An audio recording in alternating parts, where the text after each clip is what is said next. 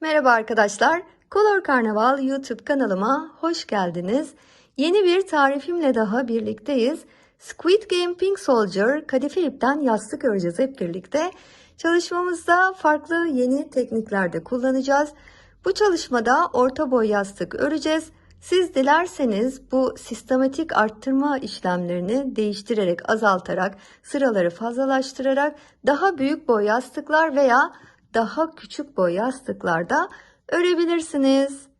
Arkadaşlarınız ve sevdikleriniz için de mükemmel bir hediye olacak. Özellikle yılbaşı yaklaşırken de çok şirin bir hediye olacağını düşünüyorum. Çalışmamızda iki farklı renk kadife iplik kullanacağız. Siyah ve kırmızı tonlarında kullandım. Beyaz kadife iple de nakış yapacağız arkadaşlar. Kanalımı ve videomu desteklemek isterseniz de beğeni ve yorumlarınızı mutlaka bekliyorum. Kanalıma abone olmayı da unutmayınız. Şimdi ben hazırım. Sizler de hazırsanız haydi hep birlikte örmeye başlayalım. Çalışmamızda örgü aşamasında iki farklı renk kullanacağız. Kırmızı ve siyah iplik kullanacağım. Yalnız bu kullandığım kırmızı iplik biraz fuşyaya bakıyor arkadaşlar. Rengi tam kırmızı değil. Numaralarını da göstereyim şöyle size. Evet, 56 numara. Diğeri de normal siyah ip arkadaşlar, 60 numara. Veluto ile öreceğim. Şimdi çalışmaya önce pembe iple başlayacağım. Bu kapüşon kısmını öreceğim. Daha sonra yüz kısmı için siyah kullanacağız. Şimdi çalışmamıza pembe iplikle başlıyoruz. Sihirli halka ile başlayacağız. Sihirli halka içerisine öreceğim. Şimdi Alize Velluto marka iplikle arkadaşlar sihirli halka yapmanız kolay. İpliği rahatlıkla çekebilirsiniz. Ama birçok marka kadife iplikte sihirli halka ile başladığınız zaman ipliği çekemiyorsunuz ya da ip kopuyor. Başlangıçta zor oluyor, çirkin görünüyor arkadaşlar. Ama Alize Velluto iple ördüğünüz zaman rahatlıkla çekebilirsiniz. Ben genelde zorluk çekebileceğinizi düşünerek zincirle başlayacağım. Sihirli halka yapmayacağım. Şöyle ki 2 tane zincir çekerek başlayacağız. Bakın ipi bu şekilde tutuyorsunuz. Tığı geçirdim. Şöyle ipi bırakmayın. Sıkı tutun. Şu ip aralığını çok uzatmayın arkadaşlar. Çok uzatırsanız örmeniz zorlaşır. Şöyle işaret parmağını sarıyorsunuz. Burada da ipi tutarsınız ki kaymasın. Tutmazsanız böyle kayar bu ip. Bakın ipliği parmağımı doluyorum. Burada tutacağım. Bu şekilde tutuyorum ki kaymasın buradaki ip. Şimdi 2 zincir çekeceğiz. Burada ilmeği bakın sarıyorum tığa. Elimle de tutacağım böyle dibinden ipi. Bırakmayın.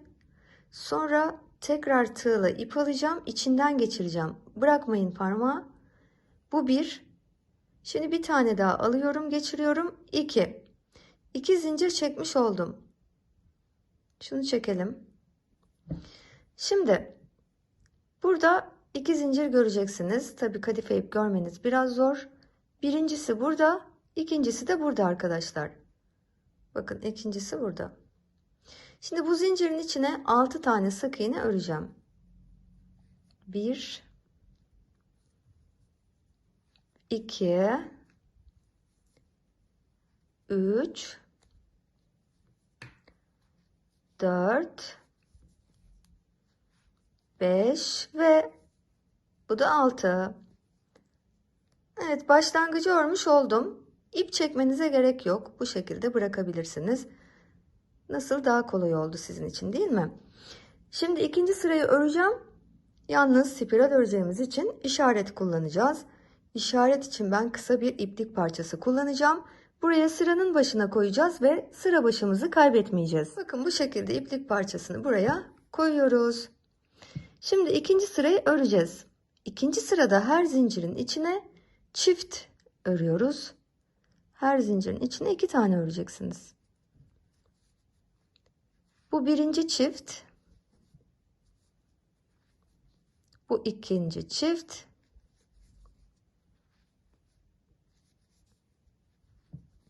Bu üçüncü çift. Dördüncü çift.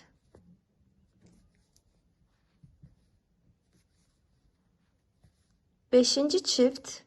Hep 2 örüyoruz. Her zincirin içine 2 tane öreceğiz arkadaşlar. Bu da sonuncu.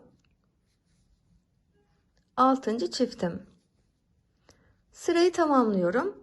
Sırada toplam 12 adet sık iğne örmüş olmalısın. Şimdi yeni sıraya başlayacağız.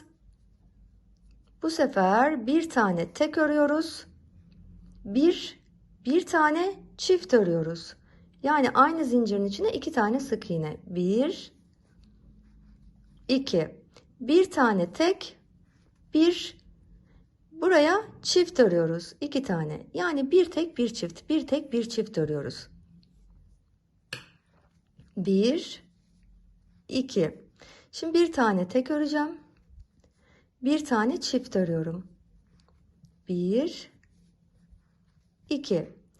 Bir tane tek, bir tane çift. 1 2. Bir tane tek, bir tane çift. 1 2. Bir tane tek, bir tane çift ve sırayı bitireceğim. Bakın sırayı bitiriyorum. İşaret burada. Doğru ördüğüm anlamına geliyor. Burada bitiyor sıramız. Sırada da toplam 18 adet sık iğne örmüş olmalısın. Geliyoruz yeni sıraya. Şimdi 2 tane tek öreceğiz. 1 2. Buraya çift örüyoruz. Aynı zincirin içine 2 tane. Şimdi 2 tane tek, 1 2. Şimdi bir tane çift öreceğim. 1 2. 2 tane tek. 1 2. Bir tane çift. 1 2. 2 tane tek. 1 2. Bir tane çift örüyorum. 1 2. 2 tane tek. 1 2. Bir tane çift örüyoruz. 1 2. 2 tane tek. 1 2. Bir tane çift öreceğiz. 1 2. Sırayı böylece tamamlıyoruz. Sırada da toplam 24 adet sık iğne örmüş olmalısınız. Şimdi yeni sıraya başlayacağız. Hemen işareti sıra başına koyacağım. Elimde minik biraz ipim vardı arkadaşlar. Onunla ördüm. Şimdi bakın ipim bitti. Yeni ip bağlayacağım. Şimdi burada düğümleyeceğim ikisini. Şöyle düğümlüyorum. Bakın. Şöyle bir düğüm atıyorum burada. Uçlardan sıkıca örgüme devam edeceğim. Fakat şu düğüm yerine geldiğimizde dikkat edeceğiz. Yani sizin de başınıza gelebilir bu. Nasıl ip düğümleyip, nasıl örüp, nasıl görünmez duruma getirdiğimi size öğreteceğim. Şimdi yeni sırada 3 tane tek öreceğiz. 1 2. Bakın üçüncüyü öreceğim. Burası arka taraf. Bunun arkada kalması lazım. Şöyle öne getirmeyeceğiz. Ona göre öreceğiz. Şimdi bakın buradan tığ geçiriyorum. Şuradan alacağım. Düğümden sonra geçireceğim. Bakın arkada kaldı düğümlediğim ip. Şimdi çift örüyoruz arkadaşlar. 1 2. Şimdi 3 tane tek. 1 2 3. 1 2 3. Bir tane çift örüyorum. 1 2 3 tane tek öreceğiz. 1 2 3. Bir tane çift örüyoruz. 1 2 3 tane tek. 1 2 3. Bir tane çift örüyoruz. 1 2. 3 tane tek öreceğiz. 1, 2, 3. Bir tane çift örüyoruz. 1, 2, 3 tane tek. 1, 2, 3. Bir tane çift örüyorum. 1, 2. Sırayı tamamlıyorum. Sırada toplam arkadaşlar 30 adet sık iğne örmüş olmalısınız. Şimdi yeni sırada sıranın sonuna kadar örmeyeceğim. Tekrarlayacağınız grubu öreceğim. Siz o ördüğüm grubu sıra sonuna kadar tekrarlayacaksınız. Şimdi 4 tane tek öreceğiz. 1, 2, 3, 4. Bir tane çift örüyoruz. 1, 2. Şimdi bu ördüğümüzü tekrarlayacağız. 1, 2, 3, 4 tek. Bir tane çift örüyoruz buraya. 4 tek bir çift. Bu grubu sıra sonuna kadar tekrarlıyorsunuz. Sırada da toplam 36 adet sık iğne örmüş olmalısınız. Evet, sıranın sonuna da geldim. Şimdi yeni sıraya başlayacağız. Yine tekrarlayacağımız grubu öreceğim. 5 tane tek örüyoruz. 1, 2, 3, 4, 5. Bir tane çift öreceğiz. 1, 2.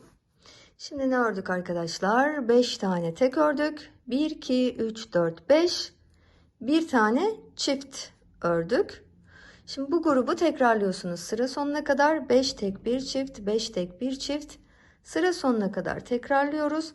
Sırada da toplam 42 adet sık iğne örmüş olmalısın. Evet, bakın şekliniz de böyle olacak. Şimdi yeni sıraya başlayacağız. 6 tane tek örüyorsunuz. 1, 2, 3, 4, 5, 6. Şimdi bir tane çift öreceğiz. 1, 2. Bu ördüğümüz grubu sıra sonuna kadar tekrarlayacağız. 6 tek. 1, 2, 3, 4, 5, 6. Bir tane çift örüyoruz. Bu grubu sıra sonuna kadar tekrarlıyorsunuz. Sırada da toplam 48 adet sık iğne örmüş olmalısınız. Evet, şimdi yeni sıraya başlayacağız. Bu sefer 7 tane tek öreceğiz. 1, 2, 3, 4, 5, 6, 7. Şimdi bir tane çift örüyoruz. 1, 2. Bu grubu sıra sonuna kadar tekrarlıyorsunuz. 7 tane tek. 1, 2, 3, 4, 5, 6, 7. Bir tane çift örüyoruz. Bu grubu sıra sonuna kadar tekrarlıyorsunuz. Sırada da toplam arkadaşlar 54 adet sık iğne örmüş olmalısınız. Evet, yeni sıraya başlayacağız arkadaşlar. Şimdi 8 tane tek öreceğiz. 1, 2, 3, 4, 5, 6, 7, 8. Bir tane çift örüyoruz. 1, 2. Şimdi 8 tane tek. 1, 2, 3, 4, 5, 6, 7, 8. Bir tane çift örüyoruz. Bu grubu da sıra sonuna kadar tekrarlıyorsunuz arkadaşlar. Sırada da toplam 60 adet sık iğne örmüş olmalısın. Şimdi yeni sıraya başlayacağız arkadaşlar. Bu sırada da 9 tane tek örüyorsunuz.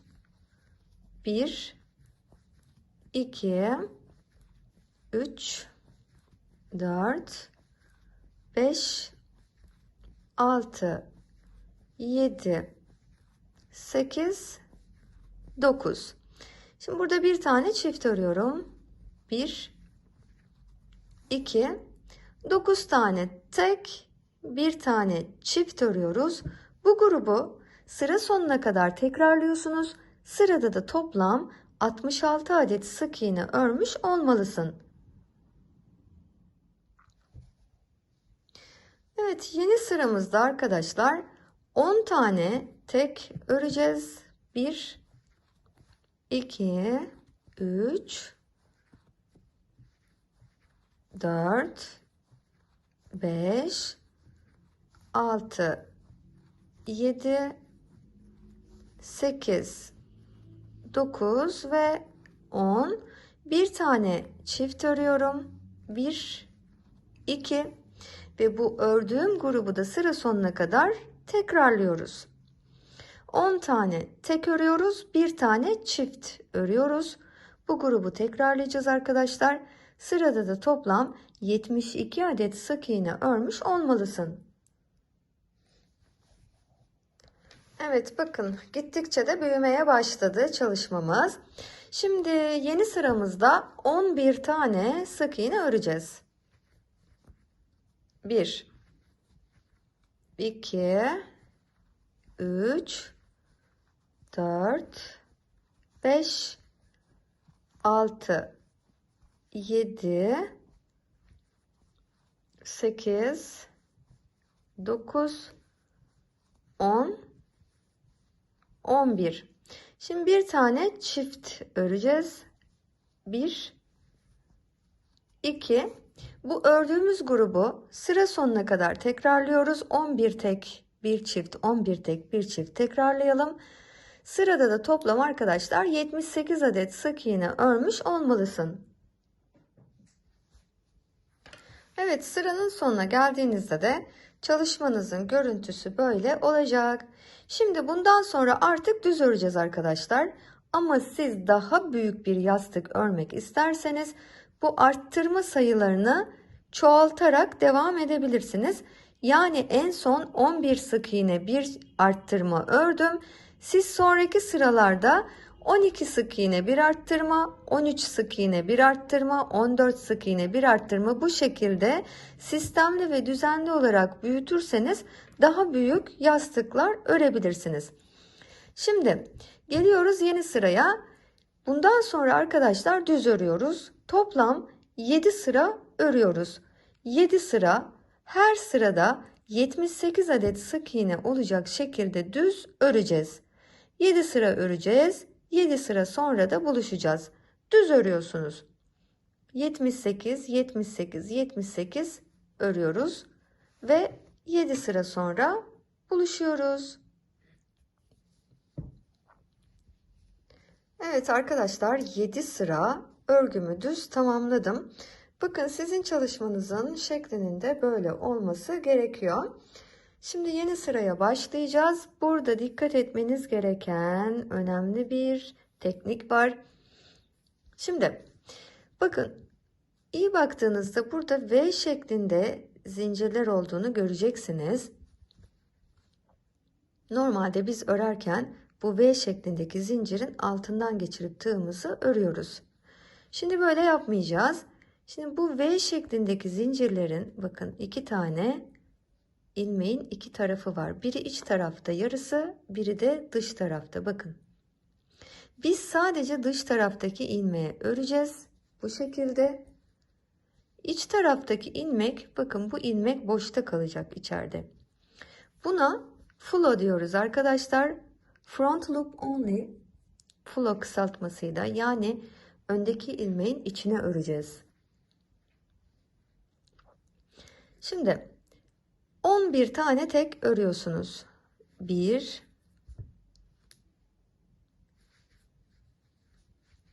2, hep öndeki ilmeği örüyoruz. Bu sıra böyle. 3, 4, 5, 6, 7,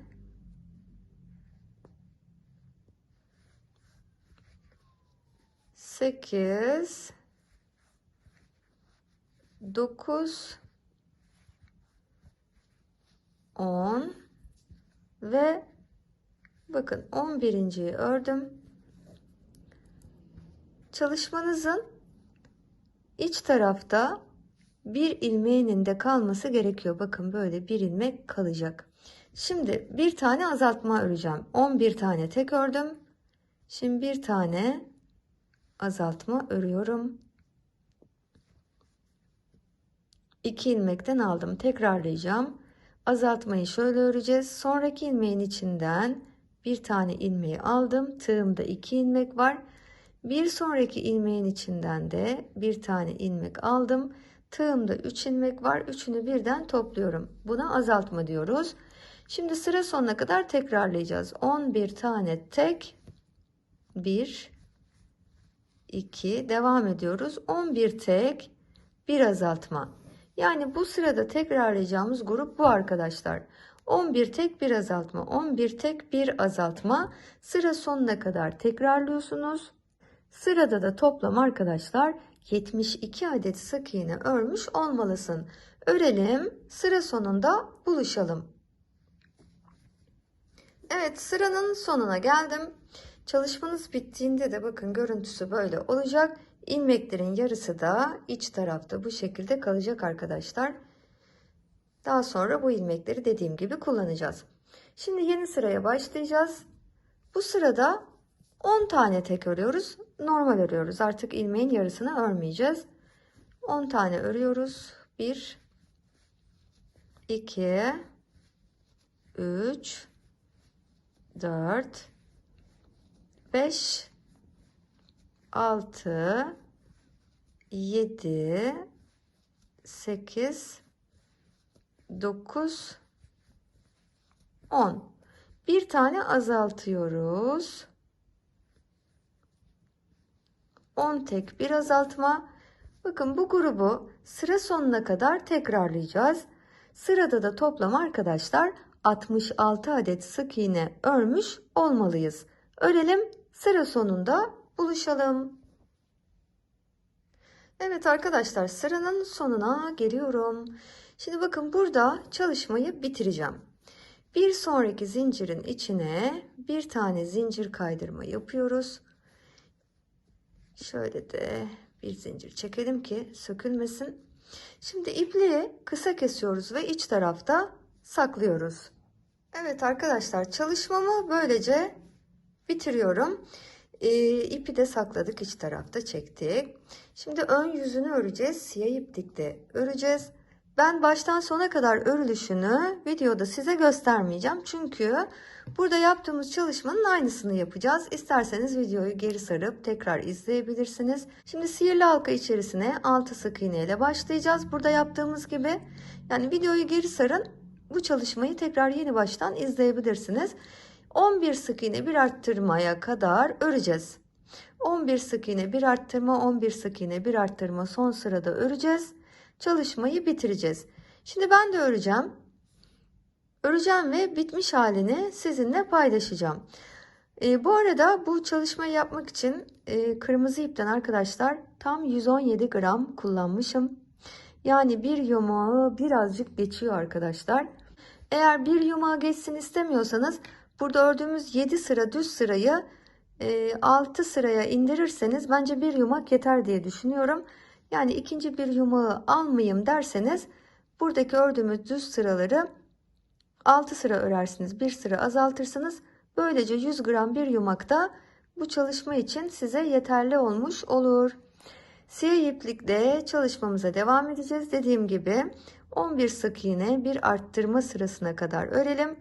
Buluşalım. Sıra 1. Sihirli halka içine 6 adet sık iğne örüyoruz. Sıra 2. 6 adet arttırma örüyoruz. Sırada toplam 12 adet sık iğne örmüş olmalısın. Sıra 3. 1 sık iğne bir arttırma. Bu grubu sıra sonuna kadar tekrarlıyoruz. Sırada toplam 18 adet sık iğne örmüş olmalısın. Sıra 4. 2 sık iğne bir arttırma örüyoruz. Bu grubu sıra sonuna kadar tekrarlıyorsunuz. Sırada da toplam 24 adet sık iğne örmüş olmalısın. Sıra 5. 3 sık iğne, 1 arttırma örüyoruz. Bu grubu sıra sonuna kadar tekrarlıyorsunuz. Sırada da toplam 30 adet sık iğne örmüş olmalısın. Sıra 6. 4 sık iğne, 1 arttırma. Bu grubu sıra sonuna kadar tekrarlıyoruz. Sırada toplam 36 adet sık iğne örmüş olmalısın. Sıra 7. 5 sık iğne, 1 arttırma. Bu grubu sıra sonuna kadar tekrarlıyorsunuz. Sırada toplam 42 adet sık iğne örmüş olmalısın. Sıra 8. 6 sık iğne, 1 arttırma. Bu grubu sıra sonuna kadar tekrarlıyorsunuz. Sırada toplam 48 adet sık iğne örmüş olmalısın. Sıra 9. 7 sık iğne, 1 arttırma. Bu grubu sıra sonuna kadar tekrarlıyoruz. Sırada toplam 54 adet sık iğne örmüş olmalısın. Sıra 10. 8 sık iğne öreceğiz. Bir tane arttırıyoruz. Bu grubu sıra sonuna kadar tekrarlıyorsunuz. Sırada toplam 60 adet sık iğne örmüş olmalısın. Sıra 11. 9 sık iğne, 1 azaltma. Bu grubu sıra sonuna kadar tekrarlıyorsunuz. Sırada toplam 66 adet sık iğne örmüş olmalısın. Sıra 12. 10 sık iğne, 1 arttırma. Bu grubu sıra sonuna kadar tekrarlıyoruz. Sırada toplam 72 adet sık iğne örmüş olmalısın. 11 sık iğne, 1 arttırma. Bu grubu sıra sonuna kadar tekrarlıyoruz. Sırada da toplam 78 adet sık iğne örmüş olmalısın. Şimdi çalışmamız burada bitti. İpliği dikiş için uzun bırakıp kesiyoruz. Çünkü bu bırakacağımız iple bu parçayı bu ön yüze dikeceğiz. Fakat kadife iple dikişim zor olur, ben dikemiyorum, ipler kopuyor derseniz de normal bir siyah amigurumi ipiyle bu çalışmayı yapabilirsiniz. İnce bir siyah amigurumi ipiyle de dikişinizi yapabilirsiniz. Ben dikişi kadife iple yapacağım. Çünkü alize ve luta ipi kopmuyor arkadaşlar. Dikişi de çok rahat yapılıyor. O nedenle ipliği dikiş için uzun bırakıp kesiyorum. Evet, sıra geldi bu ördüğümüz parçaları dikmeye. Şimdi burada da biliyorsunuz iç tarafta ilmeklerin yarısını bırakmıştık. Bu yarım bıraktığımız ilmeklerin bu sıraların içine dikeceğiz. Şöyle ki son bıraktığım yeri bulayım, aynı yere dikeceğim. Şimdi bakın buradaki ilmeğin içinden geçiriyorsunuz, yarım ilmeğin içinden iğnenizi. Burada da buradan dikiyorsunuz. Tek tek dikeceğiz bu şekilde. Her zincirin içine bir tane dikiş yapacağız. Buradan dikeceğiz sırasıyla. Bir tane buradan, bir tane buradan dikiyoruz. Her zincire karşılık bir tane. Çünkü burada da 78 tane var. Karşı tarafta da 78 tane. Böyle karşılıklı dikeceğiz. Birebir. Bir tane buradan, bir tane buradan, bir tane buradan, bir tane buradan. Tek tek dikiyoruz. Bir tane buradan, bir tane buradan, bir tane buradan, bir tane karşı taraftan. Bakın, çalışma böyle olacak. Şimdi arkadaşlar dikmeye devam ediyoruz. Tam kapamadan evvel bu kadar bir boşluk bırakın ki buradan içine elyafla dolduracağız. Evet arkadaşlar, içini de elyafla dolduruyorsunuz. Bakın burada son delikler kaldı, dikişler kaldı. İçini doldurduktan sonra da burayı karşılıklı dikerek yine aynı şekilde dikeceğiz ve kapatacağız. Bu boşluğu da dikiyoruz ve burayı kapatıyoruz.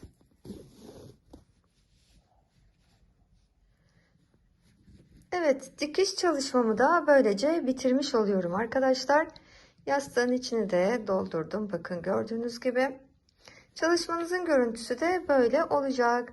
Şimdi beyaz kadife iplik alacağız ve bu kısma siyah üzerine istediğimiz şekli nakış yapacağız arkadaşlar. Ben üçgen şekli işleyeceğim. Üçgen nakışı yapacağım. Sizler de istediğiniz şekilde buraya nakış yapabilirsiniz. Şimdi bakın üçgeni nereye işledim? Şu tepeden baktığınız zaman arkadaşlar 1, 2, 3, 4. sıra tam ortaladım. Ortadan aldım 4. sıra. Burada da yine tam ortaladım. Ortayı kestim. Tam ortalayarak yine kenarlardan da 4. sıra. Yani buradaki aralık ve buradaki aralıkların eşit olması gerekiyor. Şu orta üçgen çizgisinin de uzun kenarının da bu yastığın yarısına denk gelmesi gerekiyor. Ortalaması gerekiyor. Bu şekilde nakışı da beyaz kadife iple işlersiniz. Bakın iplerin de iğnenin girdiği ve çıkış yaptığı yerden, aynı yerden çıkardım ipleri. Burada bir düğüm atıyorum bu şekilde. Düğümlüyorum ki sökülmesin. Sonra bu ipleri arkadaşlar kısa kesiyorum.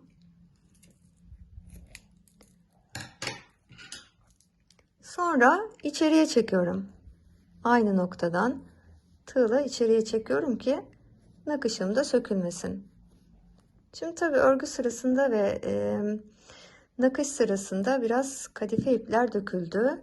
Yastığımı şimdi temizleyeceğim. Üzerindeki bu minik kadife ip parçalarından temizliyoruz güzelce ne.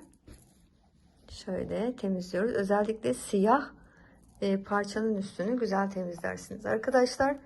Böylece çalışmamızı da tamamlamış oluyoruz. Evet arkadaşlar, bütün çalışmalarımız bittiğine göre artık Squid Game Pink Soldier yastığımız hazır. Bu çalışmayı kendinize örebileceğiniz gibi arkadaşlarınıza ve sevdiklerinize örebilir, hediye edebilirsiniz. Çok da güzel ve mükemmel bir hediye olacak onlar için. Kanalımı ve videomu desteklemek isterseniz de beğeni ve yorumlarınızı mutlaka bekliyorum. Kanalıma abone olmayı da unutmayınız. Hepinize sağlıklı, mutlu, huzurlu, örgü dolu günler diliyorum. Şimdilik hoşça kalın.